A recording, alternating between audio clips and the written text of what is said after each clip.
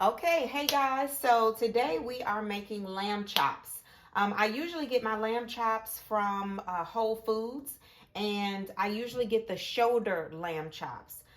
These lamb chops have already been, I actually found these somewhere else, but these are grass fed lamb chops. I think they are the shoulder. They are a little bit thinner than what I usually get at Whole Foods, but that's okay. So I'm going to show you how I season mine. I always like to do mine this way because I think that lamb and certain seasonings, jerk seasonings, taste amazing together. However, you can make yours with any seasoning that you want. It's just the technique is what I'm going to show you of how to make them because this is what I do all the time whenever I make my lamb. All right, so these lamb chops have been washed thoroughly and they've been soaking in vinegar, washed again just to get all of that crap off of it. So now what I'm gonna do is just season it with, y'all know I love my real sea salt. This is what I love to cook with because I can taste the difference. I've said that before. Um, so just gonna season this, and I know that I'm going to use, because I'll show you when I get to that part, but today I'm going to use water um, as the filler for my sauce or my gravy. You can use chicken broth. However, just reduce the salt that you're putting on the meat. And like I said, you know, if you have high blood pressure or problems, then just don't use the salt or reduce the amount of salt. So, got my real sea salt. Then I'm going to use this jerk seasoning. I really like the taste of this, and I just get it from my local grocery store here. This is probably, you know, whatever jerk seasoning that you have, you can use that. I'm running out of this particular kind. I have another one up there because I love it so much. But let me throw this away.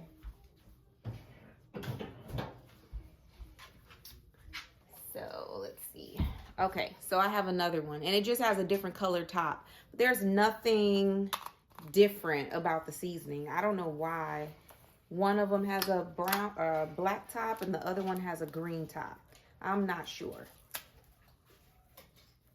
So we are going to use a little bit more of this all over our meat. And mind you, we're going to just blend everything together with our fingers eventually. This is just getting it started with, you know, the seasonings. But we're going to use our hands to blend everything together. Okay. And, oh, like I was saying, it's like I'm going to use water, some boiling hot water into my Dutch oven here. I love using my cast iron skillet Dutch oven for cooking meals like this. I just love it, period, because cooking with cast iron is superb. It cooks everything evenly. You get some benefits of the iron into your food. And to me, it just makes your food taste amazing. Sometimes it gives it a better crust. So I love cooking with my cast iron. All right, so next, we all know typically you use garlic powder and onion powder on everything. So I'm just putting that on there. I'm also going to put my onion powder, and just like that. There's no really measurements. It's just, you know, according to how you feel. In anything and everything that I use, that I make something that has like an island feel to it, I like to use thyme. However, I'm not going to put it on the meat as I saute it first, because sometimes thyme can burn and I don't like the taste of burnt thyme. So what I'm going to do is just save this for when I start making my sauce. So I'm also going to use a little bit of cinnamon. Cinnamon goes very well with this, and if I have my nutmeg in my cabinet, I'm going to use that as well. It kind of balances out. You know, you'll start to realize, if you've never made anything like this before, you'll start to realize that when you have savory dishes, you kind of want to balance it out between sweet, savory, vinegary taste, vinegary flavors, you know, spicy, peppery flavors. You kind of want to invite all of those different types of flavors into your meal. And you'll notice that it gives it depth. It rounds it out. It's not just super savory, and if you know, don't add any sweetness to it, then you'll notice that something is missing. But to me, the perfect combination of flavors is you can have a little bit of savory, a little bit of sweet, a little bit of vinegary, acidic things to your meal, a little bit of salt, a little bit of spices, peppers, all of that. And it really balances out your meal. So that's why I added the cinnamon. I couldn't find my nutmeg, so I must have used it all up already. So we're going to also use smoked paprika. This goes on everything now. We could put smoked paprika on everything, honey. And it will be amazing. Okay, so that's that. And then I also like to use, you can use just your whole peppercorns. I'm not going to grind it up. I'm just going to put in my hand probably about 3 or 4 of these and put it in the sauce. So we'll set that aside to whenever we're ready to incorporate everything else. Now, we also have Worcestershire sauce. You could also put some browning oil. If you have pure, you know, authentic Jamaican browning oil, you can put that in there, but I don't have any. You can also create some on your stovetop using sugar and some other things. But I'm just going to use this because this works well for me. So I'm going to put this in here. This is going to serve as my browning. And I've used all of that, so we'll throw that away. And also, I'm going to add this towards the end into my sauce. But this is molasses. So this is going to give us a little touch of sweetness, as well as, you know, molasses have just a distinct taste. But we're only going to use a little bit of it just to kind of round out everything and make it taste real good. Okay, so the last thing that I'm going to add at this point in the game is my coconut sugar. I love brown coconut sugar. I don't typically use white sugar anymore. I only use brown coconut sugar because of its distinct flavor, smell, everything. And it works to me just as well as the white sugar does, but this has a lower glycemic index, meaning that your body can assimilate this sugar more readily, and it won't spike your insulin or anything like that as much as if white sugar would. So I just add a little bit of that in there. And now I'm just gonna use my favorite kitchen tool, which is my hand. And I'm gonna mix everything up in here. So just making sure that everything is evenly coated. While I'm mixing that, let me turn my pot on. This cast iron has just a little bit of bacon grease left over from when we had bacon earlier for breakfast. So I'm going to use that in there to my benefit. Just a little bit that's in there. I would like the flavor of bacon grease. So we're going to leave that in there. And we're also going to use coconut oil to saute this time. Now, mind you, coconut oil, some people say it has a very high heat smoke point or tolerance, but in my experience, you have to be careful with coconut oil because it can burn very easily.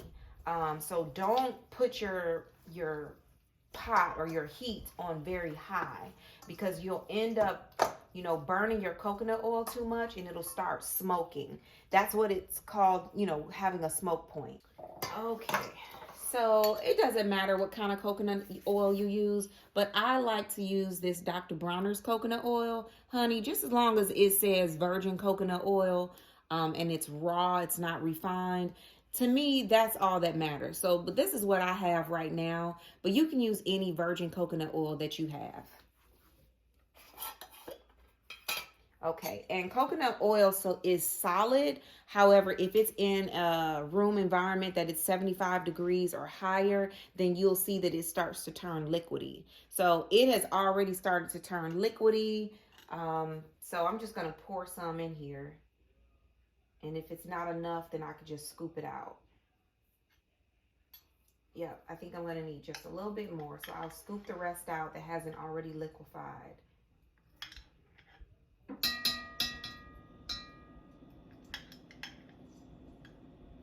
Okay, that should be enough. Because all we're doing right now is we're going to brown our meat. And we're going to continue to cook it when I make the actual stew for it. I call this brown stew lamb, however, or jerk brown stew lamb. However, some people may say, girl, that ain't brown stew. That's not authentic Jamaican brown stew, you know, whatever. But listen, I take what I can from different recipes, from different cultures, and I make it my own. And you should do the same too. Take a little bit of what I'm using in my recipe. You can tweak it. This is your kitchen. This is your food. You eat it how you wanted to eat it. So please, you know, this is not something that is authentic to the islands or anything like that, but these are tips that I've gleaned from other people, and I'm now incorporating it and making it my own. So that's why this is Big Mama's brown stew lamb, jerk lamb, in the name of Jesus. Gonna start cutting up our vegetables. I have a red onion and a green onion. These are not onions. A red bell pepper and a green bell pepper. And I have an onion. I like to use a big one, so I might get 2 of these and cut them up because I like onion with my meat. So yeah. So we're gonna let that warm up. I'm gonna go wash these off, and then I'll be right back.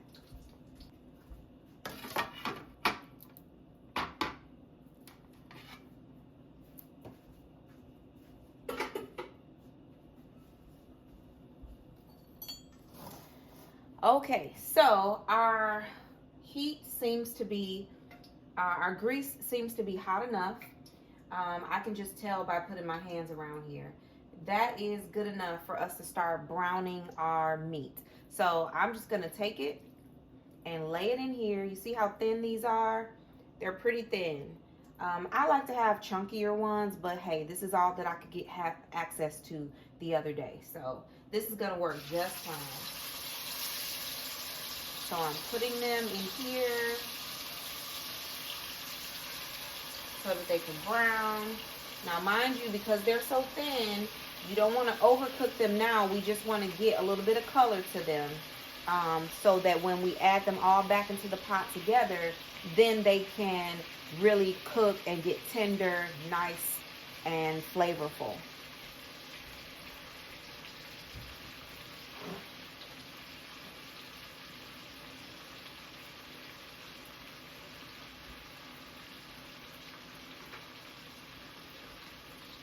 Okay, so while that is browning, I'm not sure if you can see me over here, but I'm just cutting up these bell peppers.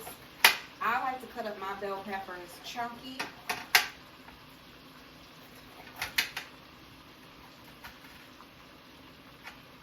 Because by the time it cooks down, you know, it's going to be, I like chunky vegetables because by the time it cooks down, it's going to be flimsy anyway. You know what I'm saying?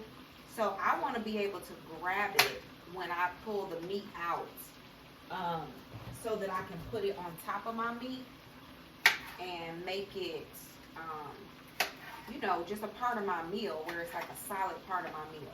So I'm not slicing these thin at all. Just big old chunks.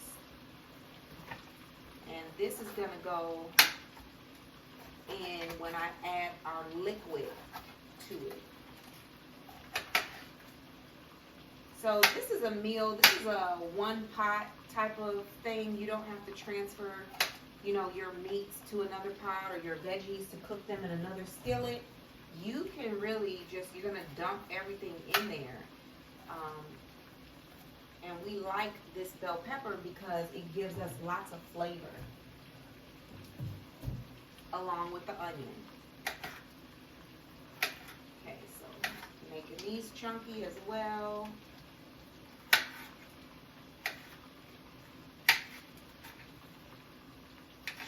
pieces. Okay, now we're gonna check on our meat. Flip it over. And it is already browning. It's already browning beautifully. So now we're gonna go back over here. Get our onion. Start chopping that up. But you know what? Let me prepare I'm gonna prepare this plate because when I take these out, I want to put them on something to set for a second and then move these into here. So we're gonna go 2 at a time.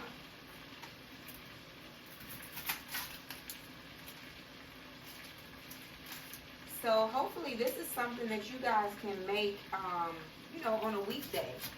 If you plan accordingly, you know, you can make this on a weekday. If you had your vegetables chopped up beforehand, or, you know, depending on what time you get home, and if your kids aren't crying for food right away, they can wait, you know, a good 45 minutes for you to prepare this, because it takes about 45 minutes for us to chop the vegetables and brown the meat. And then once everything is in here, it's going to take about 30 minutes for everything to cook together. And then by that time, it'll be done. Because you don't want to overcook your meat. Lamb is good if it's medium well, in my opinion. Okay, so that is browned. Alright, so see, it just makes it where it has a little color on it. Now we're going to add the other. Quickly add the other.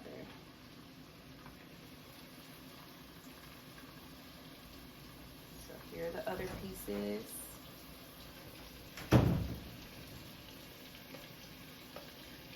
Alright, so we have like 2 or 3 more pieces left. Thanks, baby. Okay, y'all, so now this one is ready to flip over. So we're going to do that to all the meats, brown them. And I went and grabbed another onion because, like I said, I like the flavor of onion, and I like adding it to the top of my meat when it's all ready. Now you could season your vegetables first as well with the seasoning that we put on there. But I personally don't think that it's necessary, because everything is going to be combined all in the pot anyway. And your vegetables are going to get that seasoning once they get into the pot and cook for the next 30 minutes. So you could, you know, as you were seasoning your meat, you could have put your vegetables in that pot as well and like stirred it all up together with your hands. But sometimes I just think that I don't have a pot big enough to get everything, and I think it's good enough like this. I really like the taste of it just leaving it separately and then adding it later. So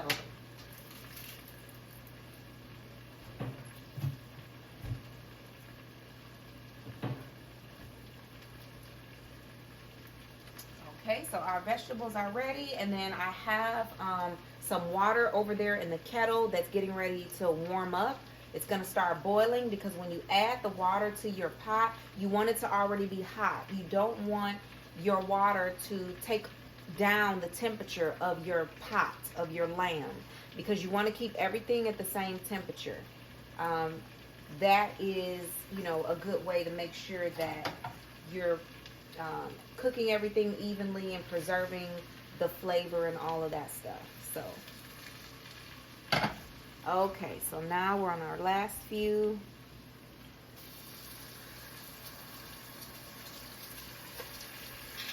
And I think I can fit this last one in here. It's kind of broken up. Yeah, it fits all in there. I typically don't like to crowd my meat, but this is going to be fine. So as you might notice, I like to keep my hands clean. So as I'm working with my meat, I like to wash them off. And even though I know I'm going to touch again, you know, you don't want to cross-contaminate anything. So I like to keep my hands clean. Now, for the bowl here, we're going to add thyme. So this is where we're going to add our hot water, and this is where we're going to create like our sauce. So as you can see, I'm almost out of time, or I am out of time now, but I added the rest of that. That was probably like a tablespoon of dry thyme. If you have fresh thyme, use fresh thyme because you will taste the difference. Please. Now I'm also going to add about, let's see, how many is this? I said 3 or 4, but I think I'm going to add some more just because it adds some depth. So maybe about a teaspoon of, I don't know how many this is, maybe about 10, just as many as you think is right for your family. Okay, so I'm also going to add ketchup. Now I found this on as a tip from this Jamaican chef. He always adds ketchup to create a type of sauce, or to create a, what do you call it, like his gravy. He says it adds so much flavor, and that they use ketchup for everything in the sauces when they're making their meals in Jamaica. So I'm almost out of everything because I use this stuff so much, but I'm going to add a little more water to this and put it in here. Okay, here we go. So ketchup does add a distinct flavor to your sauce when you have it in here. So I would recommend I would recommend to use ketchup and squeeze as much as you want. Like I would say 3 or 4 good squeezes and put it in here. As I mentioned before, I'm also going to use some molasses to help season my broth. Okay, I finally got it open. So I'm just going to add some of this, just a little bit.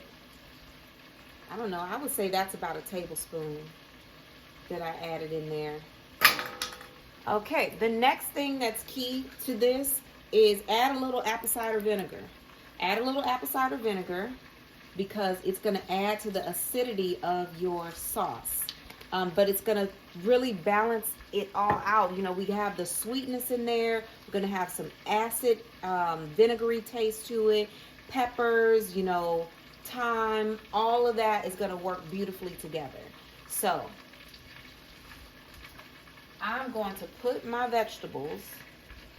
Well, actually, you know what? You can do 2 ways. You can add your vegetables to this and then put everything in the pot. But I'm not going to do that right now because I want you to see that how I'm going to add the hot water to this, because we're going to get all those seasonings that were left in the bowl. We're going to get them all mixed in together and then pour it into our cast iron.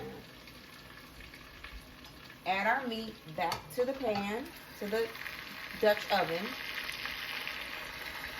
Get all of those juices, let them all drip in there, because that's some good flavor.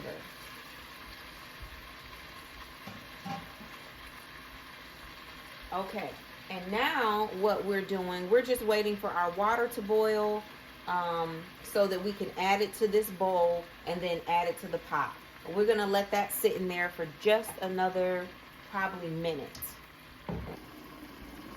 Okay, so we have our boiling water ready, so I'm going to add it to this stainless steel bowl.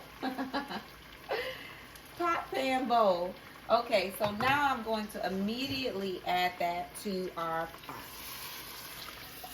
Okay, and as you can see, we still got some molasses in there, so I can add some more boiling water to make it all get in there really good. So I'm also going to add our veggies, our onions, and our bell pepper, and we're going to put the top on. But I'm going to get this molasses out so that it can go in here. So just hold a minute.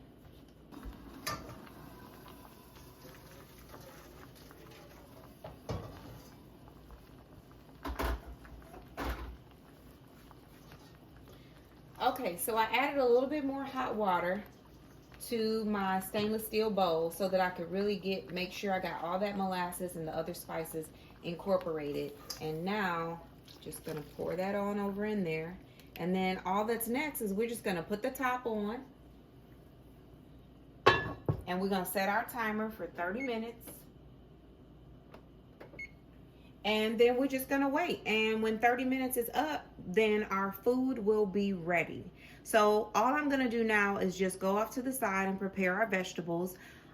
We may just have a salad today. We may have something else, but as long as the meat is done, my boys are happy. Well, we're gonna get them some greens in their diet. So we just may do a salad today. We'll see. All right.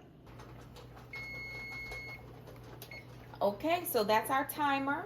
Our lamb is now ready. This is what it should look like. Boiling. All those vegetables are still at the top, but they're done. Done. Is the meat Looks ready? good. Yes, it is ready. Yay, I get to eat. We're going to plate it and show everybody what it should look like. You should. Show them that. No, everybody can make what they want out of their meal. So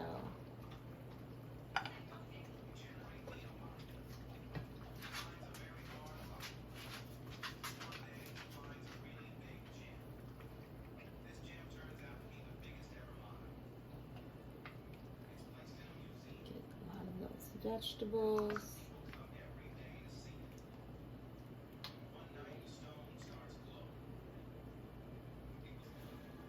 All right, so this is what your lamb should look like. See all those juices? Now you can also add more of the gravy from the pot liquor is what I like to call it. You can add some more of that if you get a spoon and add that to it. Like this. So you can get some of that gravy that you made. It's not really, I guess, called gravy because it's not thick, but it's just the sauce, you know, the liquid with all of those spices and everything in there. And you just add it to your plate like that. And that's good. Now, I'm going to probably give us, you know, give the boys some salad. We have some black eyed peas over there cooking that I decided to make a video for. But yeah, our meal is going to be black eyed peas, a good salad, and our lamb. So please let me know if you try this. If you do, let me know what you think. All right, y'all. Bye. Okay, you guys. So this is our finished meal for today. Our lamb chops that we have. I have some black eyed peas over there and just a salad. I'm going to put maybe a little bit of olive oil and lemon juice on top of my salad. Maybe some garlic powder and some pepper. And that will be it. So this is a very filling meal that I think your family will love. All right, y'all. Talk to you later. Bye.